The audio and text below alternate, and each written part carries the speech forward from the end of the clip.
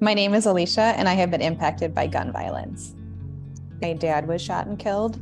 He was a ship captain on the Chicago River, and he was on his way to pick me up from driving a boat when someone parked their car behind his truck and got out and shot him 5 times, 3 times in the head and twice in the arm. His murder is still unsolved. It's been almost 24 years, and no one has ever been arrested or held accountable. Having an unsolved murder in your family is, there's a lot of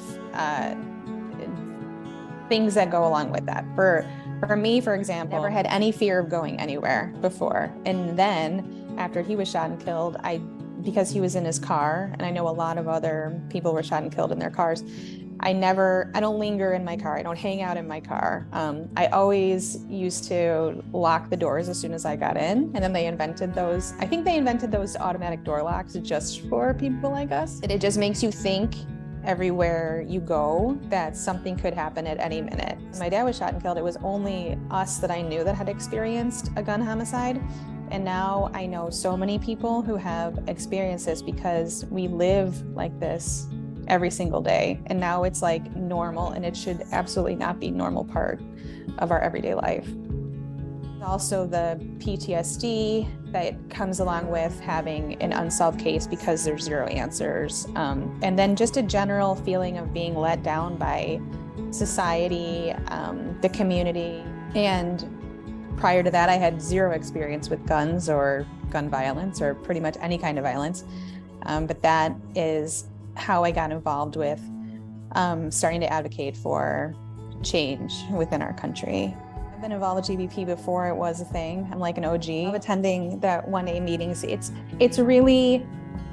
such a good way for us to connect with other people who have the same experience. It's so great to not have to worry about whatever you say is not going to be judged. I have worked on some legislation recently, mostly to address unsolved homicides.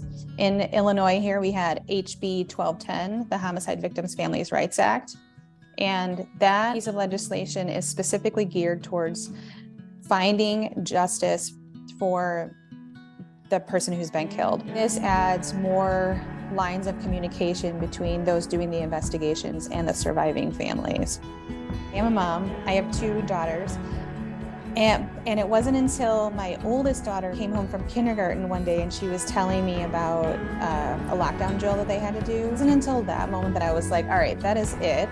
I have to do more than what I've been doing. This isn't protecting them. It's preventing the guns from getting in the hands of those who shouldn't have them in the first place that protects them, not doing these drills to further traumatize these little kids. We shouldn't have to live like this, and they shouldn't have to grow up in this always worrying about somebody shooting them wherever they go. All these deaths by gun violence could have been prevented. These are people who should still be here with us. You can't prevent every heart attack or every natural death, but gun violence is 100% preventable, and it's up to us as a society to recognize that and put an end to it. We're not going to be able to make change unless everybody's talking about it and everybody commits to making a change and get more people on board. I would say to others who have been affected by gun violence that you're not alone. There are literally thousands of us who are here who have the same struggle. We have the same pain and the same fears. I think we all share all of those what ifs. And so if you're experiencing that, I just want you to know that you're not alone, that we're all here together in this. My name is Alicia, and I am in the fight to end gun violence.